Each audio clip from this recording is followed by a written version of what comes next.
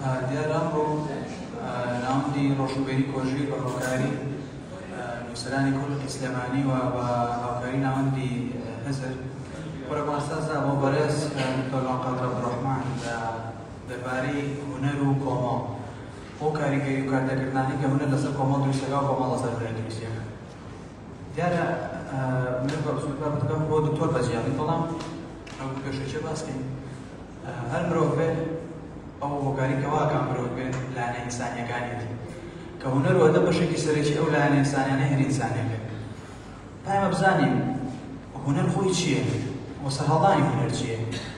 ئەو کاریگەریانی کۆمەڵ لەسەر هونەریدا و کۆمەڵ لەسەر هونەریدا چی؟ بۆ بابەتە دیارە بەم گەرمایە بەم کاتە بۆ جۆگردن لە دکتۆر لوان هاتووی. پێش نامێ زیاتر لە کاتەکە گرم تەنیا ئەوەنە بڵێن بۆ معلومات وەرگرتن نهاتبی. بەڵکو ئەم کۆڕە قسانەکەی بە دەواازەی بۆ بیرکردنەوە کە ڕۆشتینە دەرەوە لە کۆڕەکە هەست نەکەی کۆمەڵ معلومات ماوە کردەوە بەڵکو کۆمەڵە پرسیارمانات دروست بوو بێ کە بن بە پرسیاری جدی لامان و بیریان دەکەین. هەورامیانە دەست پێکەین و دکتۆریان دەبن.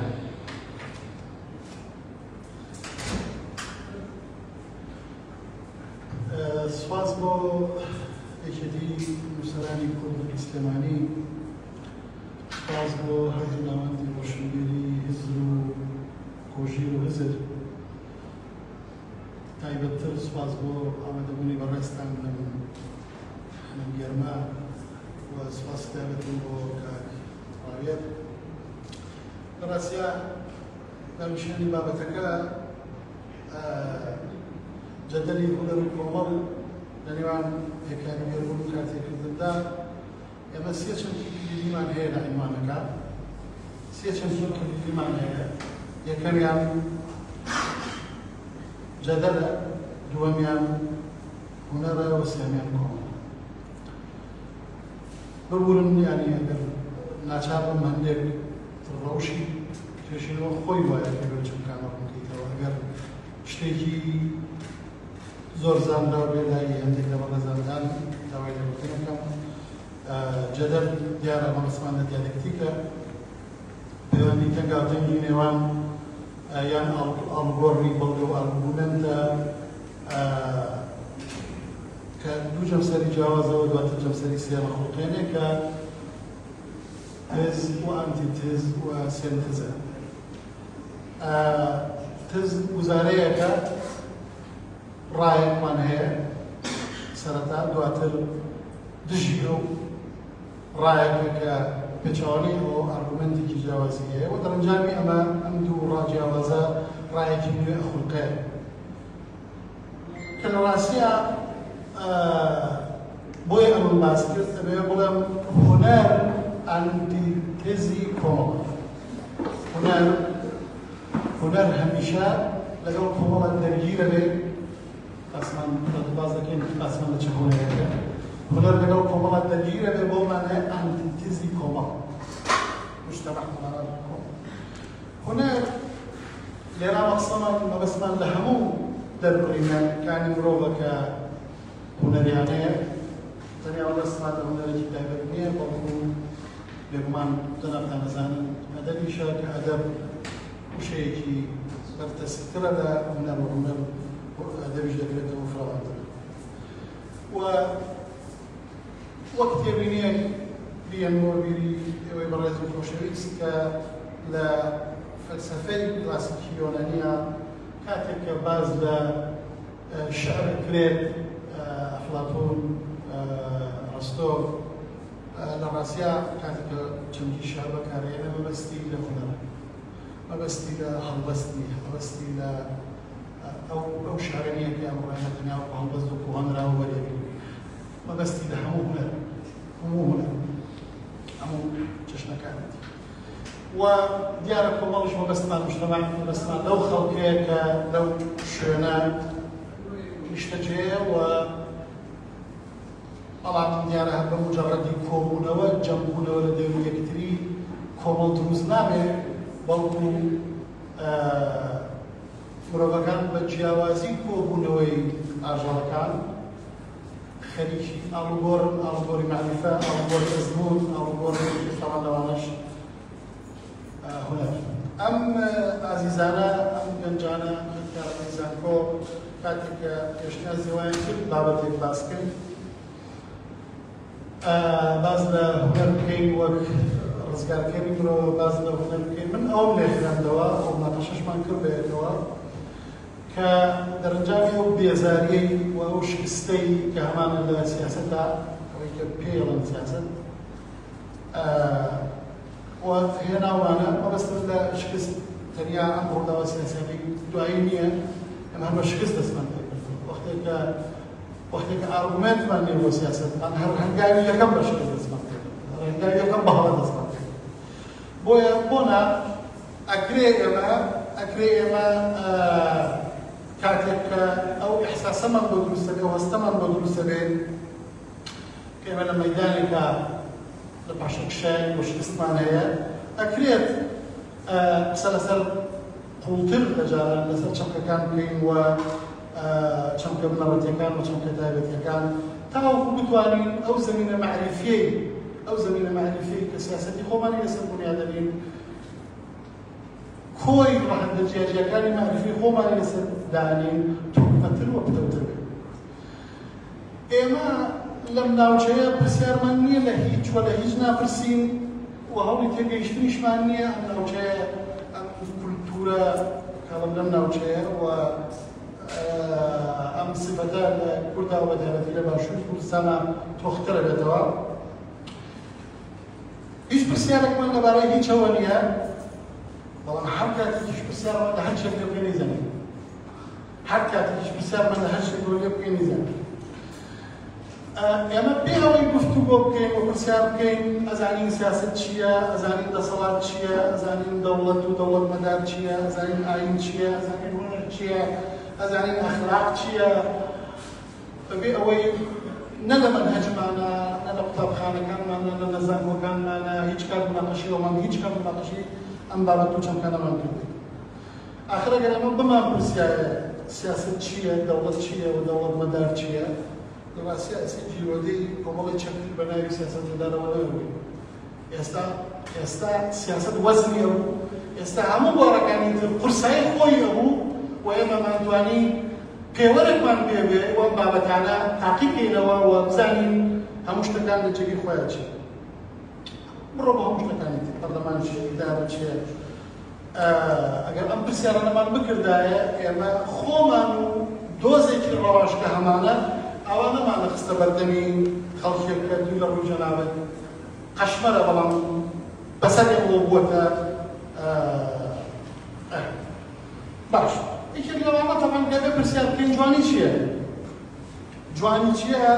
وەکو وتم لەم کولتورە پرسیارانە ناکرێت یەکێک لەوانەش کە ناپرسێن جوانی چیت؟ بەڵام زیاد لە 2500 ساڵە لە کولتوری ئەقڵانی ڕۆژاوا ئەم پرسیارە ئەکرێ و بێ پرسیار لە هەمووانە بکەین و یەکێک لەوانە بریتە لەوەی کە بپرسین جوانی چییە؟ باش کەواتە ئەم جۆرە قسەکردنە لەسەر هونەر و ئەدەب قسەکردنە لەسەر تیۆری هونەر نەزەریەی هونەر تیۆری هونەر کە لە ڕاستیە بەلایانی کەمەوە کاتێک قسە لەسەر تیۆری هونەرەکەی تیۆری ئەدەبەکەی ئەدەبەوە بەشێک لە هونەر قسەی لەسەرەکەی قسە لەسەر سەرچاوەی دروستبوونی هونەر سروشتی هونەر و ئەرکی هونەرەکەی باش هونەر زۆر جار بۆ خوێندکار بەڕێزانە کە ئێستەتیکا و ئەدەبی بەراوردگاری بۆ خۆمانان پێڵەمەوە ئەڵەم پێناسەیەکی زۆر سادە بۆ هەموو کەسێک لە هونەر تێبگا بریتێ لە دەربڕینێکی جوان باش بەڵام ئەگەر ورتر بڵێین دەربڕینی مرۆڤە لە ڕێی ناخ و دەروونیەوە وەک محاولەیەک بۆ تێگەیشتن لە خوتی خۆی و دەروی دەربڕینی مرۆڤە بۆ محاولە بۆ تێگەیشتن لە خوتی خۆی و دەروی طبعا بێگومان هونەر هەر لە سەرەتای مرۆڤ بووە ئەوترێ لە ئەرگۆلۆژیا لە ئاسیارناسیە هەموو ئەو کارە هونەریانە ئەبینین کە مرۆڤ لە حاڵەتی سەرەتایە ویستوێتی ڕەمزیانە وەک هێگەڵ لە سەرەتای هونەر بە ڕەمزیەت دەست پێیەکات دواتر کلاسیکە دواتر ڕۆمانتیکە بە شێوەیەکی ڕەمزیانە ئەم هونەر بووە و لە ڕاستیە ئەتوانین بڵێین بەڵگەڵەستۆ لە مرۆڤ حيوانێکی ناطقة ئەشتوانی بڵێن حیوانێکی هونەرمەندە، ینی جاندارێکی هونەرمەند، چونکە لە ڕاستیە دەست و پەنجەی یاخود کاری غەریزەی هونەری و چێژی هونەری و توانای هونەری خۆی لەسەر هەموو بوارەکان ئەنوێنێ، هەر لە جلوبەرگەوە تا و بیناسازی هەتا و خواردنەکەی، هەتا و ئەو خواردنەکەی خوا توانا و لێهاتنی هونەری خۆی ئەنوێنێ. کاری هونەری تەمان نەمرە لەبەرەوەی هەم خودیە هەم تعبیرە لە خود هەم تعبیرە لە کۆمەڵ، بۆیە وترێ هونەر ئاوێنەی کۆمەڵ. باش طبعا ئەوەی کە باسمان کرد باز لە بوونی باز لە ڕەگوڕیشەی بوونی هونەرە وەک قوڵایە مێژوویەکەی کە لەگەڵ بوونی مرۆڤ هەیە. لێرەوە ئەگەر بچینە سەر باسەرێکی هونەر ئەڵێن هونەر یەکێک لە ئەرکەکانی بەدی کۆمێنتکردنی مێژووە، یەکێک لە ئەرکەکانی بەدی کۆمێنتکردنی مێژوو. دووەم ڕێگایەکە بۆ دەربڕینی ناف. طبعا ئەو کاتەی کە مرۆڤ دەستەوسانە بێ بەوەی کە لە زمانی ڕاستەوخۆ بە زمانی نۆرماڵ لە دیهایگەڕێ بە زمانی نۆرماڵ ئامانجەکانی دەربڕێ بەناباتە بەر هونەر، بەناباتە بەر هونەر بۆەوە بە هونەر بابەتەکانی دەرەبڕێ. یعنی ئێمە زانین بە نمونایەتی بۆ ڕوونکردنەوەی خاڵی دووەم کەسایەتێکی و مۆلەنا ڕۆمی تا ئەو سادەی کە تەنیا مەلایەکە وەعزی دینی هەیە، مەلایەکە دەرسی فەقێتی و علومی شەرعی ئەڵێتەوە، بە گەشانی نەنووسیوە، بەڵام وەختێک کە وەڕمانی بۆ دروستە بێ بەرامبەر بە وجود، بابەتگەلێکی بۆ دروست دەبێت لە کەینونە و بوونی خۆیان کە بە زمانی نۆرماڵ دەرنابڕێ، بۆیە بەناباتە بەر زمانی شەعر و ئەو 60,000 ئەوەنە بەیتە لە بەستەی مانەوی و لە هەزەر نووسین. باش سێهەم دەربڕین هەست و سۆز هاوسۆزی لەگەڵ ئەوی ترە. چوارەم هونەر گۆڕانکاری لە بیرکردنەوەمان دروستە، یاخود مەفروض وایە گۆڕانکاری لە بیرکردنەوەمان دروستکە. ڕەحنە لە واقعەگرێت بە ئامانجی گۆڕینی، ڕازی نابێ بە واقعێکی خوو پێکردوو، خوازیاری واقعێکی نوێیە، ڕوبەڕووی و تەحەدای ئەفکارە باوەکانەکە، تێش دەکاتە سەر بە بابەتانەی کە بۆ مرۆڤەکان و بۆ کۆمەڵ گرنگن، هێزی خەیاڵمان زیاد دەکات کە تاو بتوانین ئایندەمان باشتر بێت. ئێمە زانین زۆرێک لە داهێنانە تەکنۆلۆجیەکان پێشتر وەکو کاری هونەری بەدەبی نمایش کراوە. ئەو بەڕێزانەی کە جیلی 1970کانە نەزانن فیلمێک بەناوی فیلمی ستاتریک بەرهەم هێنرا بوو، باز لە باسیەوە کرد کە ئینسان بچێتە فەزا، بەردەوای مرۆڤ بچێتە فەزا. زۆر شتی تر کە پێویست بۆ ناکات ئیشارەتی پێ بکەم، پێشتر لە نێو کاری هونەریە وتراوە، ئاماژەی پێدراوە، کراوەتە بابەت وەک خەیاڵ، دواتر زاناکان بە دواداچوونیان بۆ بردۆ بەدواداچوون. ئێستا ئەم سەردە سەریعا ئەمەمان کرد، ئێستا با تۆکردن ورتر ئەوەی کە بە ئێمە و بە وەزعی ئێمە بخوات سەیرزم کە لە ڕاستیە گرنگە کە ئێمە باسمان لە هونەر بەم پێوەرانە کرد، خێرا بینەوە بە خۆمانە ئایا ئێمە بەم پێوەرانە لە ئاستەم ئەرکانە هونەرمان هەیە یا نیمان، ئەدەبمان هەیە یا نیمان، باسمەوە نیە نیمان بکردن، ئەڵەم ئەمەمان پرسیارەمان بۆ دروست. باش سروشتی هونەر و ئەرکی هونەر. طبعا ئەم ئەرکە لەنێو فەزای کۆمەڵایە دوو ئەرکی گەورەی سەرەکی کە من لێرە ئەگەر بتوانم ئەم دوو ئەرکە وەک خۆی ئیشارەت بدەم کارێکی باشە. یەکەم دەرخستن و ڕەخنەگرتن لە دەسەڵاتی سەرکوتکار و ستەمکار. دووەم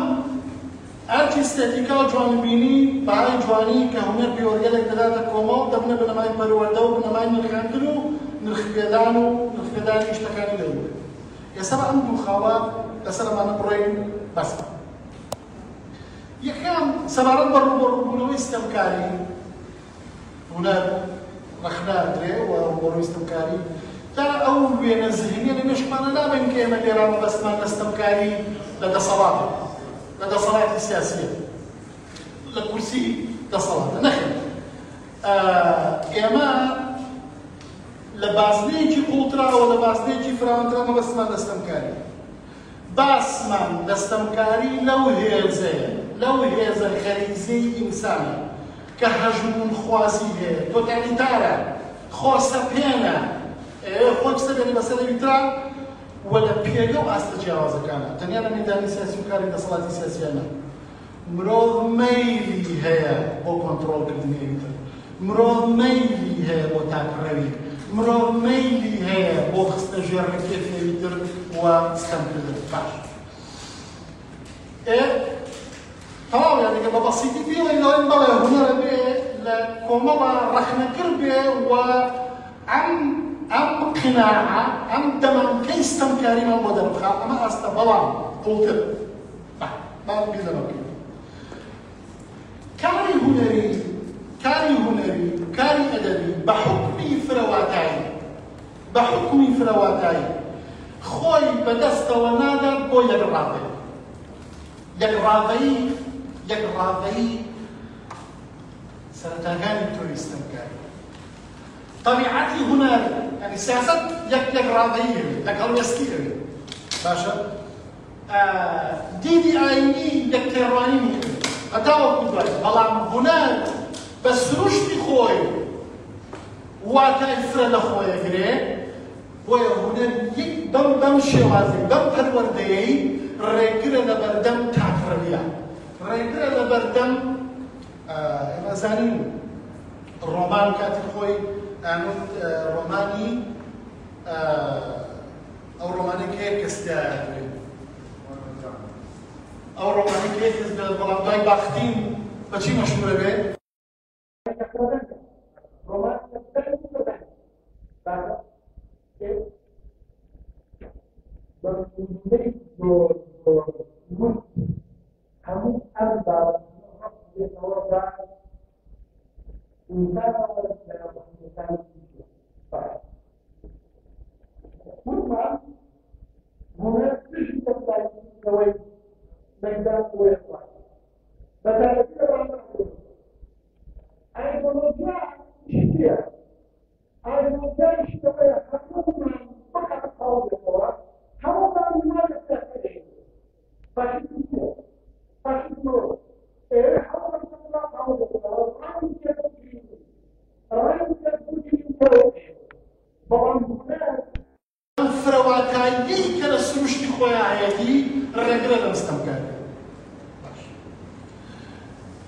بەڵبێژوو بە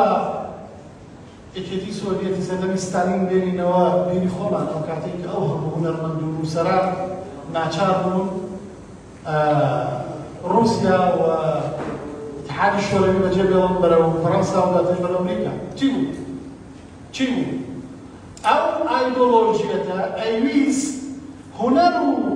ئەدەب بەو ئاراستەیە بڕبووە ئەو یەک ڕەنگە بێ کە ئایدۆلۆژیای دەسەڵات هەیە. باش كلود برناخ قسەیەکی هەیە لە مەدخەل لە طب التەجربی دەواازەیەک بۆ پزیشکی ئەزموونی ئەڵێ هونەر منم لە کاتێکە زانست ئێمەیە. هونەر منم یعنی هونەر هەمیشە تعبیرە لە من هەروەکو چۆن هونەرەکەیتە تعبیرە لە تۆ و هەمووی جیهانێکی تایبەت بەخۆی هەیە. بەڵام زانست وانە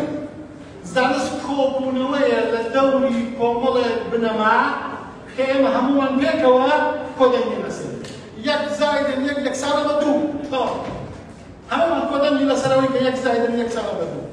بەڵام لەناو شێعرا مەرج نییە یەک زایدن یەکسانە بە دوو. شارەکەتان گوێرە بوو ئەوەی ماوەیەک بەلای قازیەوە بڵاو بوویەوە کە دودو أكاد شو؟ أو يعني مثلا شيء لزانستا بقول يكفي كاتب دوبا ما مرجع له هنا رافع باش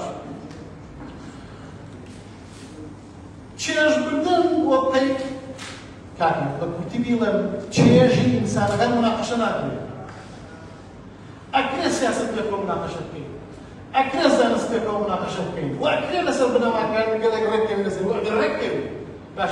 بلان شيء إنسان مناقشة ناقلة وقرار ما لي شيء اللي تبدو كذا شيء تكاو كله باش بويا راستي زانستي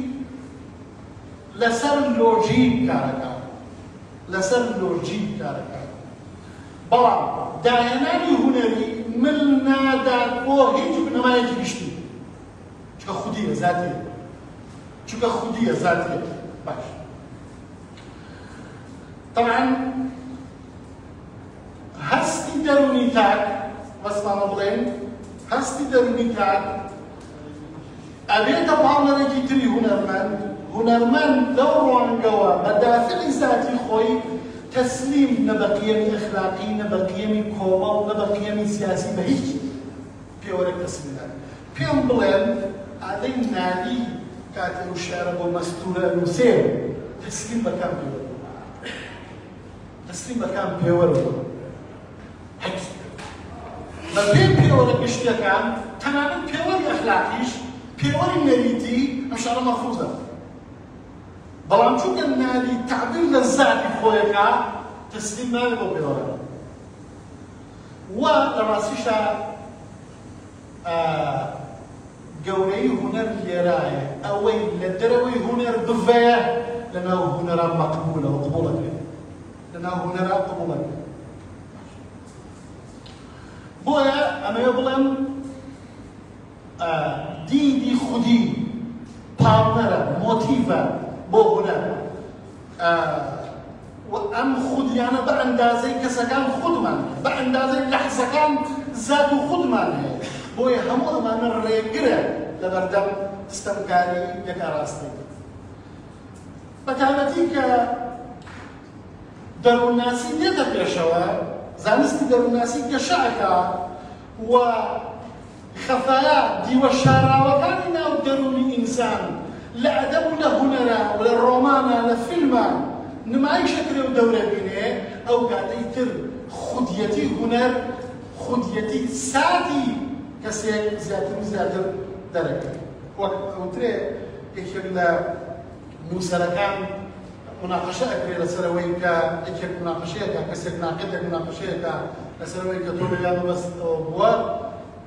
عن أردو أراستكية بجلب من شتوان المسيرة شتوان المسيرة الله بعد المسيرة كده الله أقول لحظة المسيرة كمان يقول لحظة المسيرة كمان بقى شوانا شوا بويا ما نبي بلين هناك كدروي أو قبول كردني رقابوي باش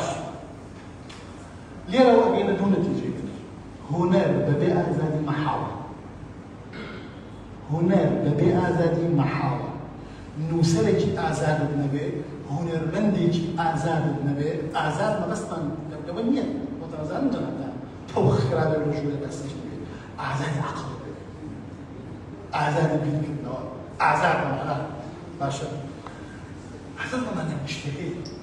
من نازل تا إسلام چند توانی ما بسرم چمکه چنکی آزادی مسد کیت تا پیوست دامنه رو پیوست بعد دبا هنرمندی آزاد نبی و آزادی نبی محاولة وبيابانات وبربرين عشان نسوي محاولة ما باش دوام أو قاعدين كهنر تعبير للذات لخودي إنسان خودي إنسان باشا خودي توي كردنا خودي توي شرقينا خودي توي مسلمانا خودي توي خاون كنتوريكي بيبز بزمنو لا أو قاعدين تعبير للذات أو قاعدين الدائريكي بتشوفوا لوكالية وجهة الدائريكي جورالكا يونيفرسال سري قبول كردني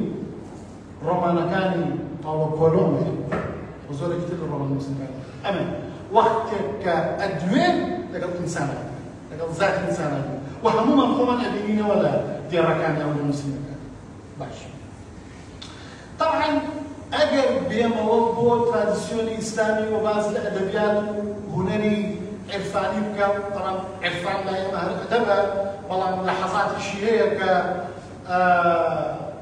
جۆرێک لە مۆسیقای هەیە، جۆرێک لە سەمای هەیە کە لەوێ ئەم زاتێتە بینین. شاعرەکە عارفەکان شعریان کردووە بە وەسیلەیەک بۆ دەربڕینی زاتێتی خۆیان. ئەمە زۆر گرنگە. لە مۆدێلی عرفانی دینداریەکی زاتیە، خودیە، بۆیە چیشی بەهەمهێناوە؟ ئەدەب و هونەرێکی خودی و زاتی بەرەبە. بۆیە داهێنانی کردووە، بۆیە ماوەتەوە، بۆیە هونەر بۆتە وەسیلەی. لە ترادیسیۆنی عرفانیا کە بەشێکە لە ترادیسیۆنی ئیسلامی، هونەر نەک حەرام نییە، هونەر نەک حەرام نییە، بەڵکو لای مەولانا لەحزەی عیبادەتە. لە سەماعە پێڵم کاتی نوێژە، من بۆ بەس چێکی ئێستا نوێژ ناکەین، ئێستا نوێژ ناکەین، ئێمە ئێستا لە عیبادەتانین. باشە، چییە سەری ئەمە چییە؟ لەو مۆدێلە دینداریە کە عرفانە، دینداریەکی زاتیە، خودیە، پەیوەندیەکی خودی ئینسان لەگەڵ خوا. بۆیە ئەوەی کە بەرهەمی هێناوە ئەدەب و هونەرێکی زاتی خودیە. باش. تەجروبەی عارف تەجروبەیەکی تایبەتەوە خودیە، تەجروبەیەکی تایبەتەوە خودیە. ئەدەبیاتی کلاسیکی ئێمە بۆچی بەڕووبە؟ بۆچی گەنجێکی ئێمە بە تاسەوەی گوێ لە مەحلێ بێت، بە تاسەوەی گوێ لە کەلاوە زەوی لە وشەکانیشی حاڵی نەبێت؟ بۆ؟ بە تایبەتی لە مەخیرەوە کە شارەکان کرامەتە ڤۆیس دەنگە. باشە. لە ڕاستیە ئەم شخصە، ئەم گەنجە کە لە ساڵی 2020 خۆی ئەبینێتەوە لەو ئەدەبیاتە، خۆی ئەبینێتەوە لەو ئەدەبیاتە. بۆ؟ چونکە ئەدەبیاتەکە ئەدەبیاتێکی خودیە. بۆ؟ چونکە ئینتاجی تێڕوانینێکی ئاینی خودیە. باش. لێرەوەیە کە ئەوترێ ئاین و هونەر پەیوەندیەکی تەنگاڵتەنگیان هەیە پێکەوە و خودیەتی مای بەشەکردنی هەردووکیان. ئێمە کاتێک کە باز لە هونەرەکەی چەمکەکان لەناو پەیوەندی و ئاستێکی تایبەتە لە ڕاستیان مناقەشە. باشە؟ ئیتر خودیەتی تەواوە لەوێ. لای عارف دەربڕینەکان خودیە، لای فەیلسوف دەربڕینەکان گشتیە، کولیە. گشتیە، کولیە. مەسەڵەن ئێمە بابین مەسەڵەن لە معریفەی ئیسلامیە، ئەمە هەرێکێک لە جەنابتان بڵێم لە معریفەی ئیسلامیە شەراب چییە؟ لە معریفەی ئیسلامیە ڕۆژوگرتن چییە؟ معلومە ڕۆژوگرتن واجبە، شەراب حەرامە، هەتا وەکوڵبێ. مەولەوی تەڵبۆزی خۆمان لە یەکێک لە شارەکانیە باز لە هاتنی ماڵی ڕەمەزانەکە، باز لەوانەیە لە مزگەوتان دەنگیان لێ دێ خەریکی زیکرکردن. ڕۆکاتە هەم ڕووکردن شتە هەمووی مەجازیە، هیچ حەقی نییە. ڕۆکاتە ئەوانەی کە ئەهلی شەرابن پێیان دەڵێت گوێ بدەن تەمام مەبەستی لێدانە لە دینداری ڕیاکارە. مەبەستی لێدانە لە دینداری ڕیاکارە. ئەڵێ چی؟ لێنا مەولەوی مەنەزان نە شەرابخۆر بوو، نە هیچ کام بەبەتە. ئەڵێ بێتاقەت مەبن، ئێستا دەنگی زیکری ئەوانە کە ڕیاکارانەیە لە لولەی سۆفاکانەوە دێتە دەرەوە، هیچ بێتاقەت مەبن. ماوەیەکی تر جەژنە، ڕۆژی خۆمانە. شەرابەکان کە ئێستا سەرەکانیتان ناوەتەوە و شاردەکانەتەوە لە جەژنەیەوە بێنە دەرەوە و ئێمە جارێکی تر جەژنی خۆمان دەست پێ دەکەینەوە. ئەمە دەربڕینی مەولەویەکی عارفەوە شەراب و ڕەمەزان. ئەم دەربڕینە دەربڕینێکی خودیە، زاتیە، گشتی نییە. باشە؟ تۆ ئەگەر بترێت لێی تێ بگەیت ئەبێ لە خودیەتی مەولەوی نزیک بیتەوە بەو ئەندازەی لێ بەو ئەندازەی لێ یا باسی نەژنی قوربانەکە. ئیتر لای ئەو لە قوربانە کە قوربانیەکرێ مانگە ڕەشەوڵات ناکرێەوە قوربانی، باسی خۆیە کاکەکرێەوە قوربانی. مولوی بدبخت تو ناکام من مولوی تو بەتەمای بکرێت تۆ شەرەفیەوە بێ بەخشە دەبی بە قوربانی تۆ ناکری بە قوربانی تۆ کەڕی تۆ کوێری تۆ ئەزانم کە لە شەرعامانە بۆ قوربانی دەکەش باش فەیلسوف خوا لە کلیاتا ئەژمارەکە عالم لە جوزئیاتە بۆیە پەیوەندی ذاتی و جوزئی هەر ئەمەیە شەڕی شەریعەت و تەریقەت ئەمە شەڕی شەریعەت و تەریقەت شریعت ئەوێ بنەماکان بکاتە کولیات تەریقەت ئەوێ ئەزموونی ئینسانەکە لەگەڵ خوا بکاتە ئەزموونێکی ذاتی دڵی باش طبعا مەجالم نییە باسی لێ بکەم ئەگەر کاتتان بوو دڵنیام زۆرێکتان متابعەتان کردووە چیرۆکەکەی موسا و شوانی مەولانا ڕێک ئەمەیە موسا ئایینی لەناو كلياتك هنا ضبر إن مرة مسكتني أو أولي بدرن مسكت ورجع ورجعني وخروج أنا ما نقدر سكتنا ما بين سكتنا برتوان به لما سكتنا بريتيني أنا تكفين كدني أبي ترو خصنا دراوي أبي ترو بعض الناس ما بين منقم سنة بكري هيش كاس لو رجعنا شكل مولانا ودمرج دويشة كمان تكفين كراون للرأسيان نزاع شخصي مفكرة كان هو مجتمعي خلطنا الموضوع ترى كتير هو بدي كافر باشه مولانا باز دو فرمی آینیه که شوانێک هیچ خبری لە معرفەنی بەڵام پەیوەندیەکی ذاتی خودی هەیە لەگەڵ خۆ واسیری خواکە کە خۆزگا هاتی مەڕێکم بۆ سەربڕی سەرمەشری قژمداهێنای ئەسپێکانمە کوشتی ئەمە باسی خواکە باشە بەڵام لە چوارچێوەی موسا لێی تووڕایەوێ موسا لێی تووڕایەوێ تۆ چۆن واکەی ئەمە کەی شەڕی خوا بۆ جۆرێ باشە تەمام دوایی لە شارەکان لۆمەی خوا دێت بۆ بەپێی شارەکانی مۆلەنا دێت بۆ موسا تۆ بەڕای واسڵ ئامەدەی نە بەڕای فاسڵ موسا تۆ بۆ وەسڵکردن و پەیوەندی بەستنی نێوان عەبدەکانی خوا هاتووی تۆ بۆ ئۆناتی و بەینی عەبد و خواکان تێک بەی موسا دەروون و سنگی ئەو پیاوە پڕ بوو لە ئێمە ئێستا تۆ خاڵیت کردەوە پڕت کرد لە گومان ئەمە ئەو ڤیدیۆیە باش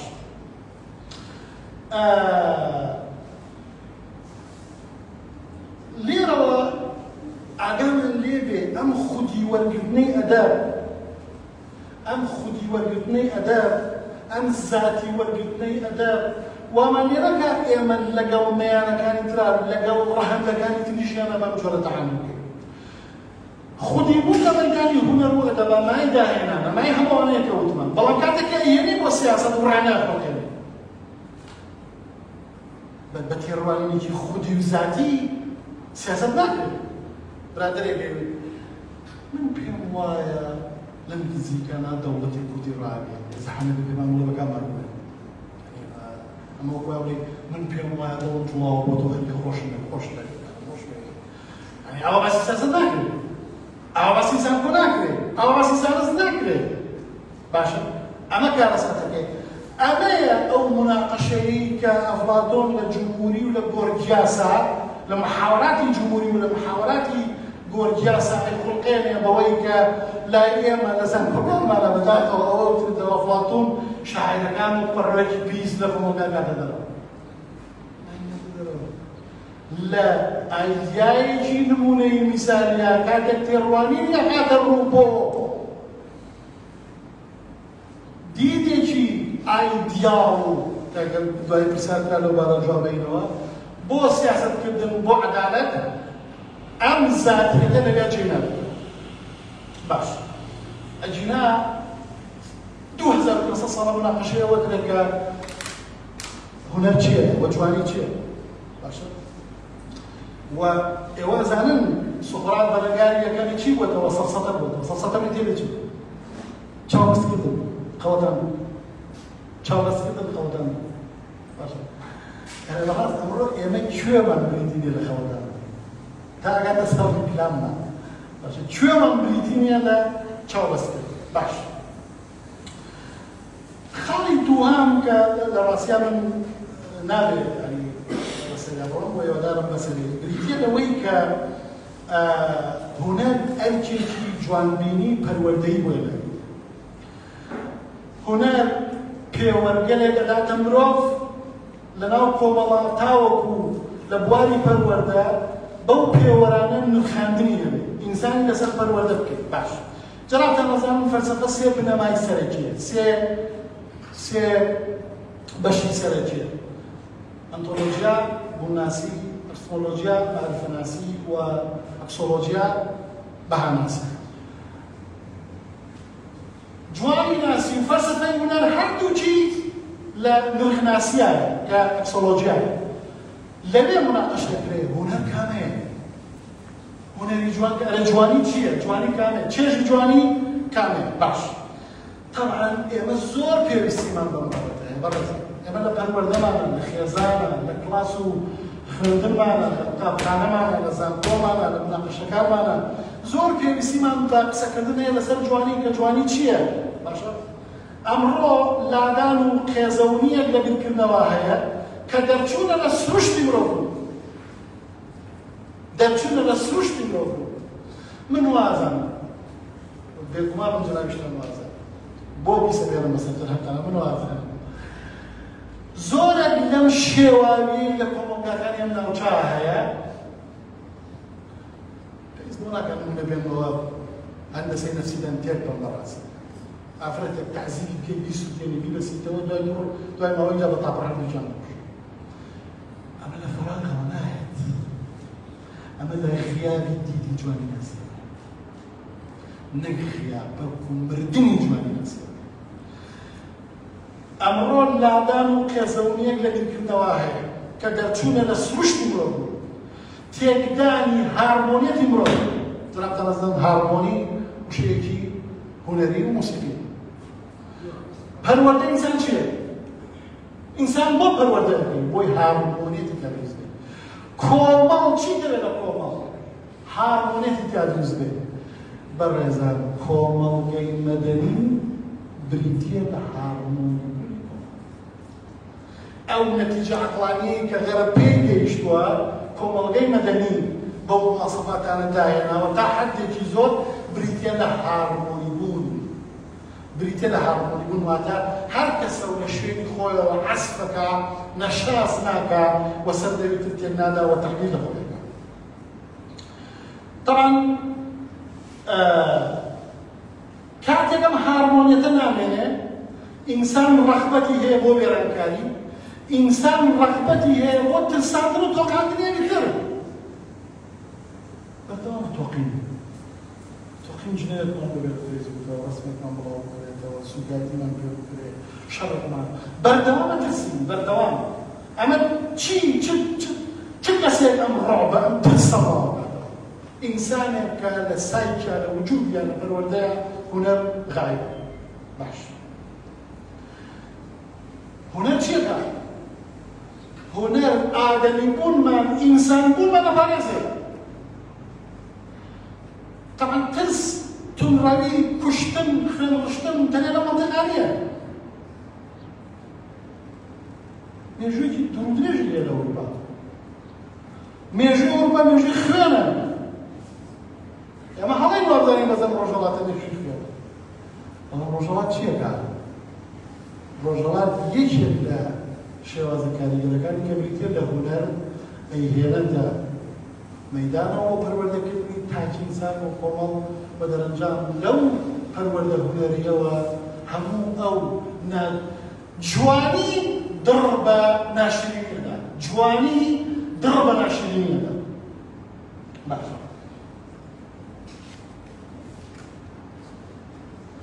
باش ئەمڕۆ ئێمە لەناو فەوزان لەناو زەوزان لەناو کەرنەباڵێکی ئیستیعرازین کە پڕە ناشرین بێناوەڕۆ بێجەوهەر باشە سانووسێک هەیە سێ کوچکەیە لێرە پێدرێت سێ کوچکە ئەڵتەوی جوانی سیاسەت ئەخلاق جوانی سیاسەت ئەخلاق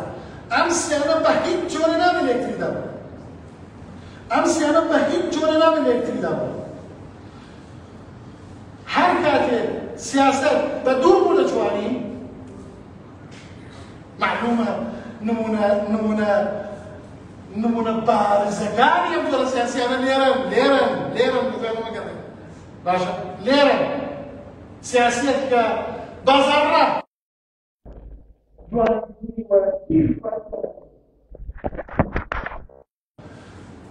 ئەخلاقیش بەڕاستی بەمانە لەکوێ خوێنی بەڕاستی بەمانە لەکوێ خوێنی سیاسەت چییە ئەخلاق چییە جوانی چییە ئەمانە لەکوێ خوێنی لە قوتابخانە لە مزگەوت لە خێزان لە گۆڤار ڕۆژنامەکانمان نەخێر ئەمانە باسی بەنین وەختێکی لێمانە پرسن لەو سەرەی باش من ماڵ بەڵام هیوادار لە گفتوگۆکانە ئەوەی کە نتوانین لە ئاماژەکردن ئاماژەکردن سپاستان دەکەم ببورم کاتم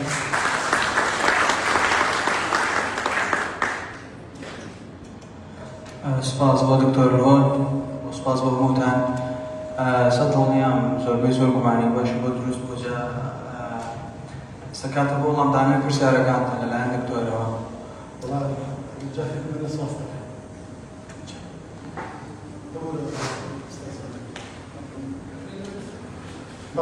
مامۆستا جەعفەر ناوەکان بنووسە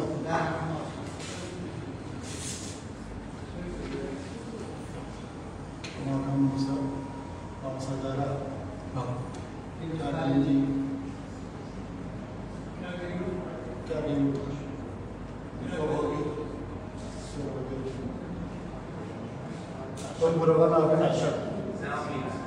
أرشد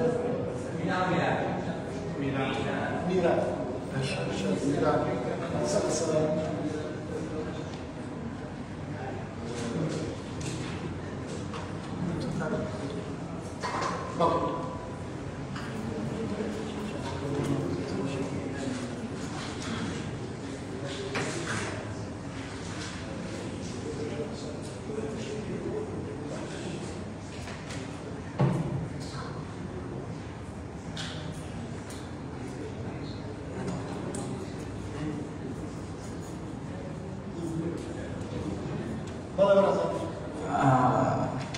مامۆستادارە پرسیارتانە بۆ بەڕێزان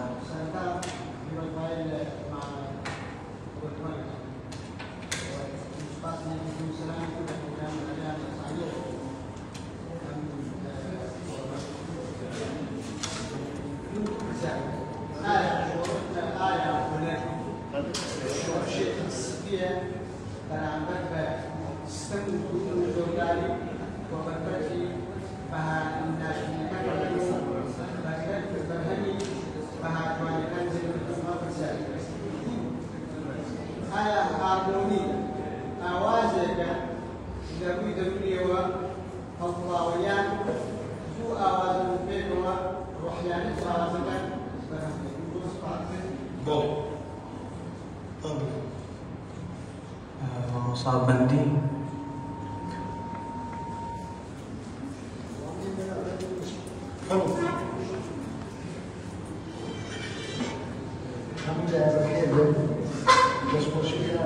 لازم كان دكتور لهون براسي ما ليش يقرأوا وجهنا وهندي بسوريته من شر سبب جنب لا يخو مسلم سوي بخيراي واسكو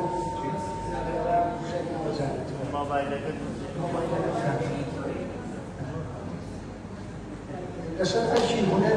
كان دكتور أو الخوت بله لسه شيء هنا بدشتي بشريشي دشتي باسكلام تصور قبل بحثي دكتورة زيادة باسكلام يعني كما كي هنا بالجويران أما كذا بوله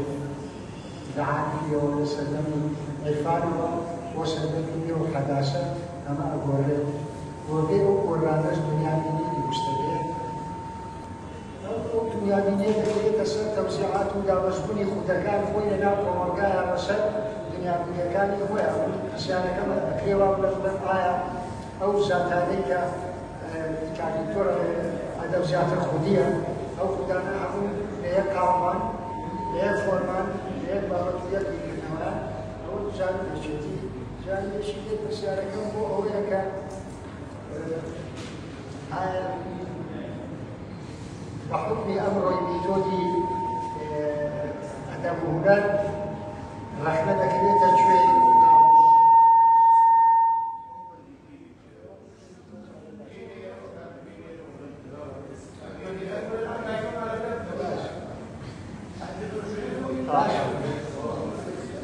رسائل دور معوية باسي زور لسان هنر ولسان أدب كلام ولا بنعمل أدب عمره هاوشاني أدب شوي بدر راد بري وقت بيدا ودير رخنا فلم رخنا هم أحسن دكان مريم يكون هم ودكان مريم يكون أنا توزع ممكن لسان مسألة رخنا زبالة مستعري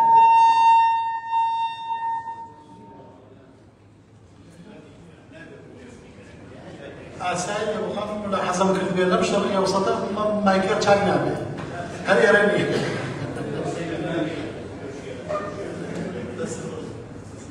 مع مستعري في سردان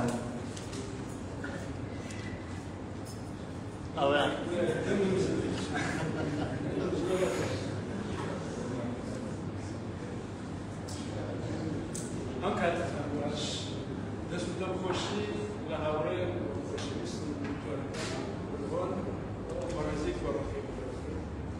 زۆر باشە بابەتی زۆر ئەکادمی و کەسێکی سپۆر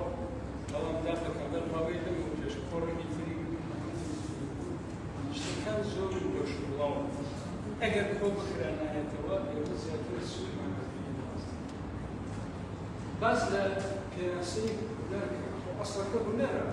ئایا هونەر هەر ئەوەیە کە وترا یان هونەر هەوڵدان بۆ خۆپخانی و دنیای کردووە تێرە خەونەکانی مرۆڤ بێرە خەونەکانی بواقعی پرشوودانێ هونەر یان ئەو ساباتەیە کە مرۆڤەکان لەسایە هەست بە ئاسوودەیی و چێژی ڕۆحیەکەن بەڕاست هونەر ئەوەیە معریفە بەخشێ و چێژیش بەخشێ هەر بکە ئەدەبیش بەڕەمەشە کایەکانی تری معریفەش بەڕەمەشە باس لە ئیبداع کرا ئیبداع لە هونەر تەنها تاکە کەسی نییە چونکە چەندین تیورەیە وەیە ئیبداعی هونەری وەدەبی ئەیانە ئەیبەسێ بە إلهام عبقريته فأسمان ويزي غيبي وسمناوي بخوا وأمش تعلو كد أو توانا هذا الدنيا تبني إبداعك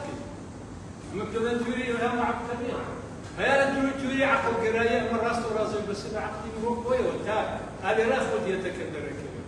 هش أنا بس أبغى كمالاتي والله قرب نر ودو توري كمالاتي قال لنا كمالات نبني تبوكيت بيج بايخي كان يبغى والله أمرنا نمسلم وجنداني تمنا نمسلم ومروبن كواتا أبي هناك ومرايتي به وأشان هاي بس بدلوني إنسان ونستكاني ولا حس دريا كانوا نستكاني كل حق دريا كانوا كارل يونز ومدلر ويريدوا أن يتم عموما يشتغلون ما في وقته زور باسي مولوي كروال مولوي كباسي كرسو كروح ولا روح ما تفهم الدكتور سنة عبر راسي مولوي هالخوي كاملايك لا أدبك يا ساتيا لا أدبكيا أجنب روش شرعنا مكان عقيدنا مكان مفدرو ذات مولوي هالنادي هوي موضوعه هوي دور البلد هوي دور البلد قام لا أدبكيا لا شعر كانيا وخلافه وريانا السيكوس تقزاي ذات قبل جذب يا أيام ما قدام فردا مغناطيس توجان كردن ليرى على من بس ذاتين كم خسارة بلا مرور عقيدنا مكان عقيدة موضوعي بخيره فوايح بخيره هيك وانية بس هو يجي ترى لا مولوي نية مولوي نادي دور برقصة قاقصة براسي دور بري ما الواحد سا يك تكنيتنا زمان يعني لم تكون دواء اللي بردنا كم لك يقول يعني لم تكون يا واقع يشتمن دو وش جني رمضان جوجنا القربان مولوي بوهر كان شيء والشعر كان شيء بيناسي لك كان خويا كان في القرباني الله من بو قرباني ناشر راسه هو بو جشن القربان اولا بو جشن القربان والله هو رمضان طلع الصباح شاديشان شوال شامي شونا مراتيشان قرايه باس يوم ما نبوك الله انت زي رمضان بس شوال شيوانا قال برج كذا صروح حساب كان يسرو الرجل كان يوشي والله انت جنكي رمضان لەبرا شیوەنی وەکەڵە شەوال شامیشون نامورادیشە ئێوارە کە خواردن لەخوا نامورادە شیوەنەکە لەبەرەوە سێ ڕۆژ نێڕوا هەر لە ڕەمەزان هەروان جۆش لە ڕەمەزان دۆز وەش دکتۆر دەستیجران بخۆش. سپاس بۆ کاکەی چاکە دکتۆر هۆگر پرسیاریانە بوو بەرەزیان چێشم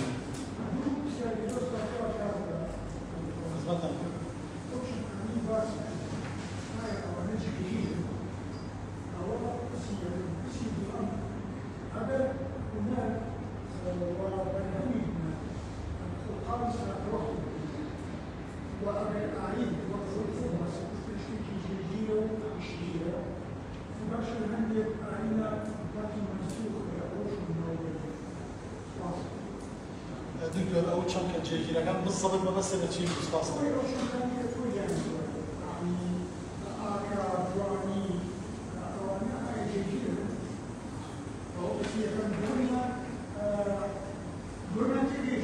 بلى كان ميلانو بسلام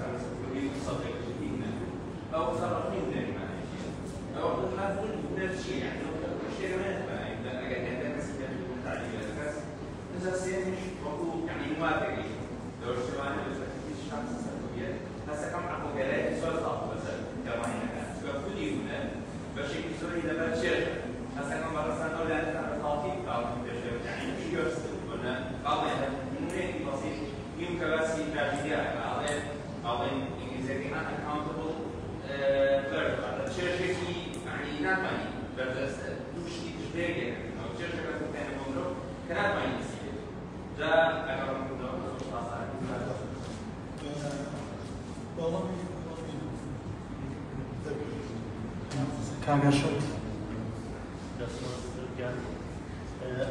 سرطابا سيوت الجامعة لا تاكيما لهم مباركان ساكا وزور باش نزاني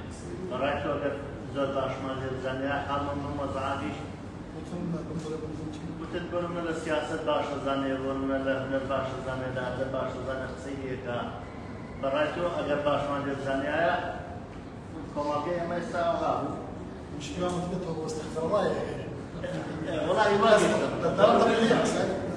جواتر بس يمكن يهرب بس يمكن يهرب برايتو من الدم روزگاريا كوميونيتي امريكانا پیاده کن اگر پیاده کردوت شو اگر پیاده نکردو خدای خودی هنره یا خدای هنرمندکه یعنی هنرمندکه ما بس مویا او کسی که هنرگه پیاده پرسانی کتر هجمونی گۆڕانکاریەکان بە تایبەتی دوای 30 ساڵی ڕابردوو گۆڕانکاریە سیاسیەکان دینیەکان ئاووریەکان تەکنەلۆژیا هەژمونیان چێ توانیوانە نەبە ئاقارێکی باشترا بەرەمیان وێرانن باسی ئازادی کردوتر هونەر لە ئازادیە لەدایکەوێ هونەری بەرەنگاری کردێکەوە ئایا پێتوانێ هونەری بەرەنگاری هەوڵ و تەخەلایەکە بۆ ئازادبوون امام صلى أرسلا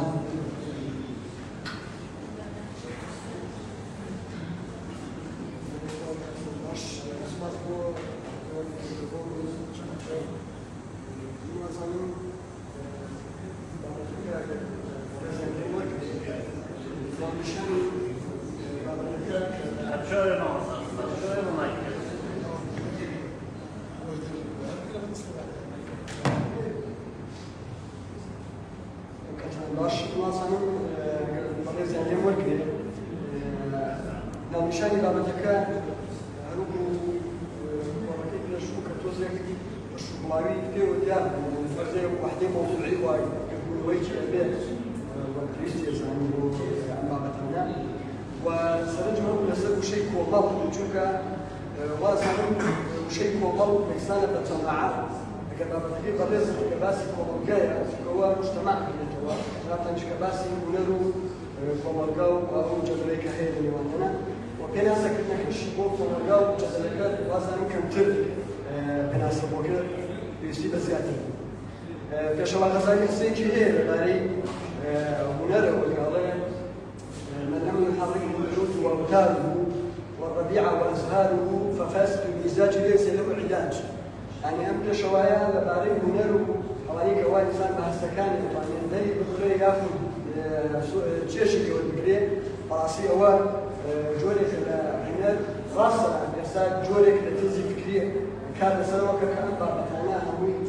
البورتنية ونسبوشيش نعطيك الوكار كثير الصدر مباركة بس يعني شو بقول لسوي كمان بابتي ونرو طبعا ونركان يجيب بابتان كتنابتان عماشتها بيكر وبلواني شو يعني الشباب كان لجواشريكي يعني براو جوكب شو بلاوي هي ولا سببتي حقيقته طريقته شريعة جوا زانم كوي هاتني إسلام ذات المخاطبين روحك جوكا قالوا روحي يا سوداني هل أو حالة ظاهرية جسدية ناظر يقولوا قاعدة نظم وحالتي من بعد سوشي ودنابنا يخراني زور سپاس مصنعیان بسیاری نمی‌کنم. طاب دو مرة اسمه من حسب قلت له دواعي استسيان جواب طبعا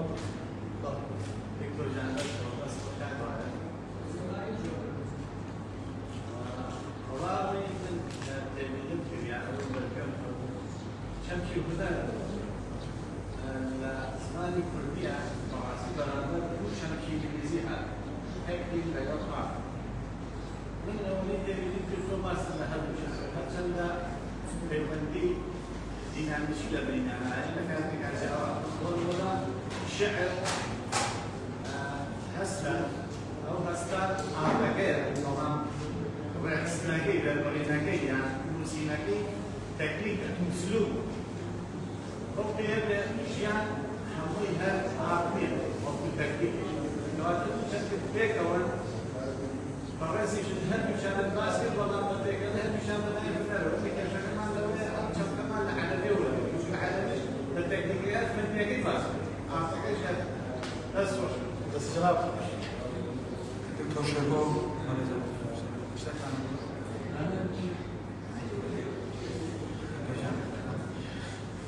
زور سپاس بۆ بەشداری جنابتان طبعا من پێم داش بوو ینی سێ بەشداری وەڵام دەمەوە چونکە ینی لێم مەگرن ئەگەر هەندێکی چوزانم ینی تەرکیزم نەچێتەوە سەری ئایا هونەر شۆڕشێکی سپی وەڵام مامۆستا دەران جارە هەر چەندی شۆڕش خۆی لە سەقافە معریفەیەمە جێگەی ئەشکالیەتە ئایا شۆڕش هەیە نییە من هونەرم وا باس کرد کە ببێتە هۆی دروستکردنی ئینسان نمونەیەک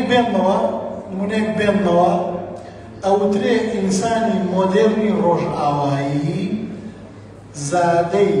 پەروەردەی شانۆگەریەکانی شکسپینە ئینسانی مۆدێرنی ڕۆژئاوایی ئەم ئینسانەی کە چوزانم لە دوای سەدەمی مۆدێرنێتە دروستەبێ زادەی ئەدەبیات و شانۆگەریەکانی شکسپینە بۆیە نازانم ئێمە لە زێمانەکەڵی شۆڕش چی دروستەبێ بەڵێ بەشەمە بەسمان لەوە بوو کە ئێمە پێویستیمان بە مراجعە بە خۆداچوونەوەیکی پەروەردەییە و بێ هونەر ئەم ڕۆڵە ببینێ وەبزانم متفقم لەگەڵ زۆرێکتان لێرە یا مامۆستان یا مەناڵتان هەیە لە مەکتەبەکانە دەرسی هونەر هەر لێبووەتەوە هەر نەماوە شتێک بەناوی وانەی هونەر هەر نەماوە ئێستا ئەوە بێ لەوەی کاتێکیش کە هەبوو ئێمە هەمان خوێندکار بووین نەزانین هونەر هەر بریتی بوو لە ڕەسم دروستکردن باشە باشە خێرە ئێمە گەنجمان ئەم هەموو خەتە ناشرینەی هەیە ئێمە ناتوانین سوود لە وانەی هونەر وەرگرین بۆی گەنجەکەمان خەتی خۆش ببێ ئەوە سەرسەرانجەنا بە مشتێکی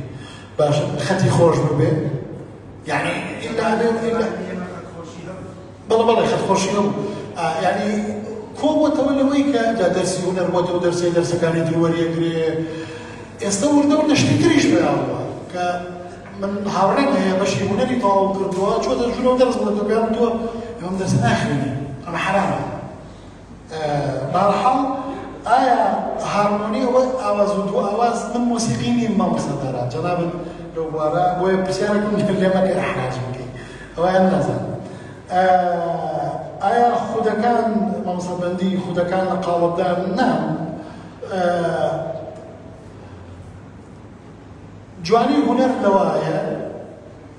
کە هەموو ئینسانێک دەتوانێت لە ڕێی هونەرەوە خودێتی خۆی نیشان بدات یا لە هونەرە خودی خۆی بدۆزێتەوە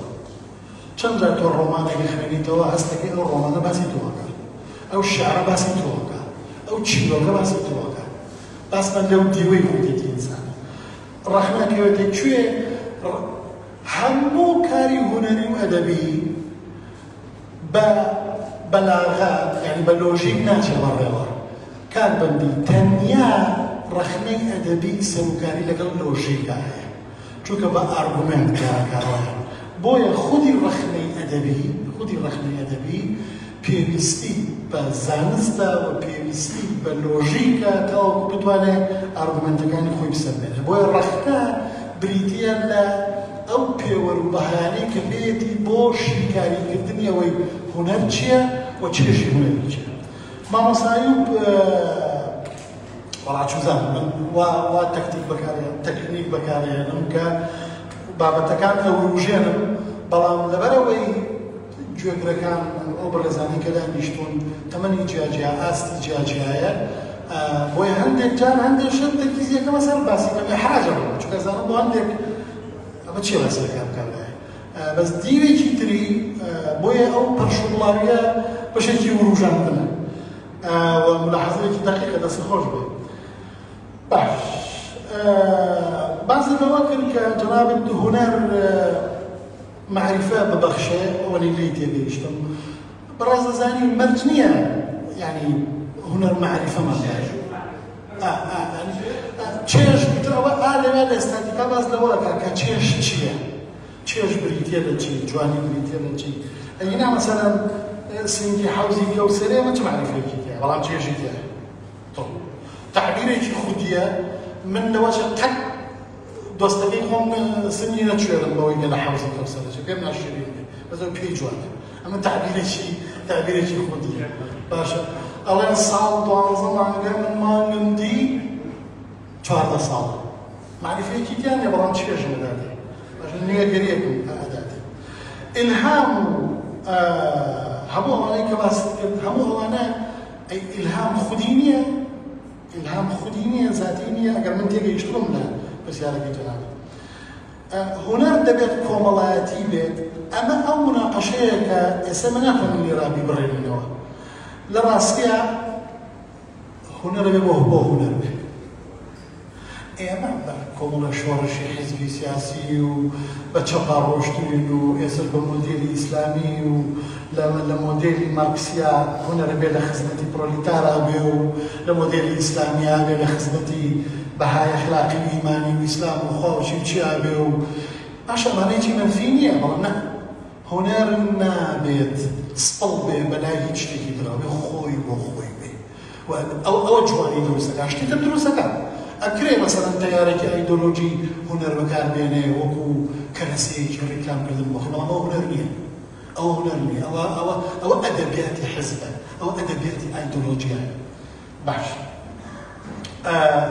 ئەوەی کە فەرموود مەسەڵەن مەولەوی دەوروبەری باشە خۆ باسی دەوروبەرە بەڵام من باسی مام دەکەم جەنابیش باسی مام دەکەی مام دەوروبەرە باسی برسێتیەکەم جەنابیش باسی برسێتیەکەم من لە ڕەوانگەی ئەزمموی خۆمە باسی برسێتیەکەم جەنابە لە ڕەوانگەی ئەزمموی خودی خۆتەوە باسی برسێتیەکەی شعر كان مولوي ذاتي مولوية عقيدة مكان مولوي لا عقيدة ما كزانستا بس بكرس الشعر ئەوەی بە جەنابی بەڕێز دکتۆر هۆگر چەمکە کان جێگیرن تەمام ئیجازەی جەنابێ وەک مامۆستایەکی عەزیز و خۆشەویست کە ئێمە ئەو چەمکانە جێگیربوونی چەمک جەناب دەزانی فەلسەفە پرسیارەکانە وروژێنێ مۆزوعەکانە وروژێنە لە زانستە جێگیرە لێ بەڵام بۆ نمونە پێناسەی کۆمەڵ چیە تایبەتمەندیەکانی چین ئەمانە لە زانستی کۆمەڵناسیە جێگیرە لێ لە ڕەخنا بۆ نمونە شێوازناسی چەمکەکانی شێوازناسی چی ئەمانە جێگیرە لێ بەڵام ئەم جێگیربوونە کاتێک تیۆریایەکی دێتە ئاراوە کاتێک دیدێکی دێتە ئاراوە بێگومان تەنگ هەڵەچنە بەویتر هەر ئەمەشە جەناب دەزانی کە ئەو هەموو مەدرسە و ئەو هەموو دید و ئەو هەموو میتۆد و تێڕوانی نەجیاجایی بۆ ئەدەب بۆ هونەر بۆ بەرهەمەکانی تر دروست کردووە ئەگەر نازانم ئەگەر باش حاڵی بۆ منە پرسیارەکەی جەنابێ بەڵێ لە چوارچێوەی زانستێکی دیاریکراوە جێگیرە تاوەکو زانستێکی تر تەنگی پێڵەچنێت و شناسێکی ترێدا لە پێناسێکی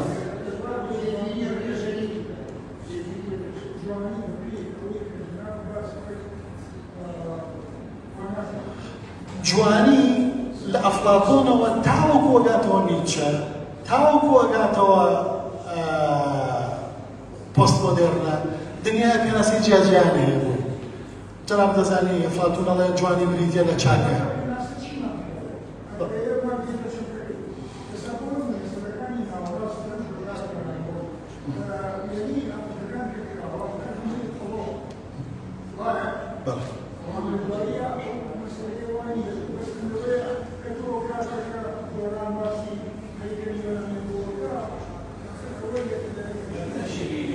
ئەوە یەکێکە لە مناقەشەکان کە قسە لەسەرەوە کرێ ئایا جوانی پەیوەستە بە زەمن و کاتێکەوە بە کەسێکەوە کە جوابی مەنفی هەیە بە بەڵگەوە جوابی مثبەتیش هەیە بە بەڵگەوە بەڵێ وەڵام پرسیاری دووەت کە باز لە ئاینەکەی لە ڕاستیە من لێرە ئاین وەک پەیوەندیکی خودی باسەکەم لەگەڵخوا لە چوارچێوەی وەزارەتی ئەوقاف و لە چوارچێوەی دەستگایەکی مؤسسەیەکە باز ناکەم کە خەڵک لەسەری ئەژی من باز لەو پەیوەندیە خودیە ئەەکەم کە لە نێوان ئینسان و خوایە لە باسەکە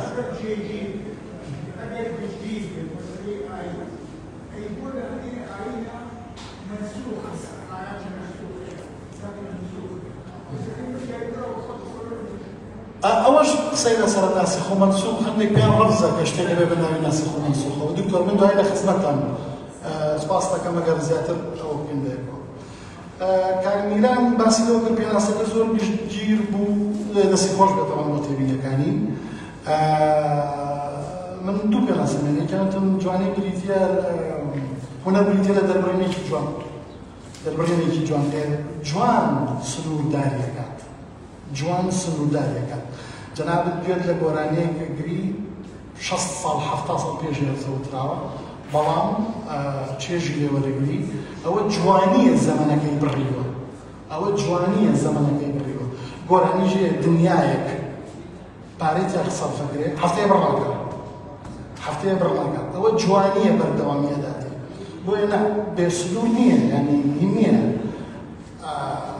چوزانم پوچگەرایی ناخۆڵێنێ بەڵکو بریتیە لە چی بریتیە لە جوانی خۆی تەحدیدیەکە ئەگەر تێگەیشتم هەروەکەوازان ئەوە هەر وەڵامی پرسیاری دۆمیش بوو ئەگەر هونەر سنوورێکی نەبێت هونەر خۆی چی عەقڵگەرایی ساڵ بوو ئەخدەی من لە دیوێکی بەحسابی خۆم بەرزنێوانێ لە دیوێکی من فەلسەفی و باسم لە هونەر یعنی گریمانەی چێتی هونەرم بروژان ئیترم بابەتات لە چوارچێوەی ئەوە بروژێ ئەگەر هونەرم پێشکەشکردنایە ئەوان مەسەلەیەکی تر بەس دەنگم ناخۆش گۆرانت طبعا طبعا كان إرشاد أركاني هنر باش فرمود خطاي هنرمندة خطاي هنر يا خطاي هنرمندة دراسية معلومة يعني خطاي هنرمندة هنر شو خطاي كذا يوازن مثلا فيلم شيء نيويورك يسبر هم هذا فيلم أوبنهايمر يعني چی خلقاندووە چ پرسیارێکی ڕۆ لە کۆمەڵگەی بەشەریە خلقاندووە بەڕاستی ئێوە هونەر قوڵبوونەوەی هەیە جەناب دەزانی ئینسان قوڵ بوویەوە خۆی ماندوو کرد چوزانم یعنی لە دوو مادەی بێبەها گەورەترین شتی بەهادارە بۆ دروستەکە بەس کاتێککە خۆی ماندوو ناکات لما مصاياك وبيجرا ما مصاياك خوي ما عندوك أو نالك بوك قبل أينشتاين بلان كاتك خوي ما عندوك ما عارف ولا إذا قلت الإسلام مش ما مصاب باش أنت لو كاتا حتى ما مصاياك حتى باش بس أنا كي زور جواب قرآن قال كان وقت تكنولوجيا رولي إجگار سلبية تكنولوجيا رولي إجگار سلبية لباشا شكل دلبنا بتايبتي كتكنولوجيا دون ديوي أبيته هو يتوقع عندنا أبيته هو يعني يولد أزامن للدواء كورونا كورونا تذكر مخابراتي ولاتان لسر جهازي كورونا ككشف كورونا صدام جهاز يعني بيمسك الدواء بو وين كان يعني كسر كتكم تو تشوف لما طار جهازي يعني دايك درك كود كدرجة حرارة شنا باشا هيج عجائب نبي بلا توسبي أو بودلكي كوريا جهاز الروسكا بزانا كيف لطلوا يعني بوي تكنولوجيا زرري أشكال ده خود جنا وقت كابتواني تايبت بهمر تكنولوجيا بعض ما نمكن بنقول لك لما تاني والله ما بيصير كلام ما مصار صار وحدة موضوعين قبول مقصد والله الديفيجن أفتوى يوادر من وقت يشتغل كومال مجتمع أجرواني بمراس كنوا كومال مجتمع كومال قشيانكي ما مصار ويقول مكمانو جناب هلا بالاختصاص العربي ويقول بيش غزالي طبعا من غزالي من شنو هنابو كندي فارابي ابن سينا هم ما بس يعني موسيقى كردوا بس يعني هنر كردوا عشان بلا ما مصير سلام كومال إسلامي لبداية وتاء استاي غزالي هم ما قلتوا توا ابن سينا وفارابي هم ما قلتوا توا ابن تيمية هم قلتوا توا باشا ابن تيمية هم قلتوا توا من أزامن ديان فقيه ومحدث بالموسيقى أمير الموسيقى أنا هو أو أزامن ألين كندية كمن كسبوا كالنوت الموسيقى الموسيقى فارابي ربطي تندي كذا بلان فارابي تشيلي للترانسفير الإسلامي ابن سينا تشيلي بوين راسي كومالجي إسلامي ما مصير سلام داخل دوركي ابن سينا وفارابي وكندي وغزالي هم ما قلتوا ابن تيمية باشا إسلام مخاطب روحك بيقمان همو أهلي مخاطب روحك همو أهلي مخاطب روحك ما مساريان إن شاء الله دشتكي زود دقيق يعني إما همو جارك هنر حوتك أبنيني والله تكنيكا جاران جناب تزانية ما وستان جوار ما أبو بردي شيران نقارية هنا تكنيكا استلم بلوك شتيني استلم بلوك يعني الكلاسيكا الفلسفه الكلاسيكا كباس له لباس لا تكنيكا كده باس له هنرمند كده وسطاكان صنعت كاركان وبشر له هنرمند كان ما مضى عندك الله اكرم دمبور نقر نبتاني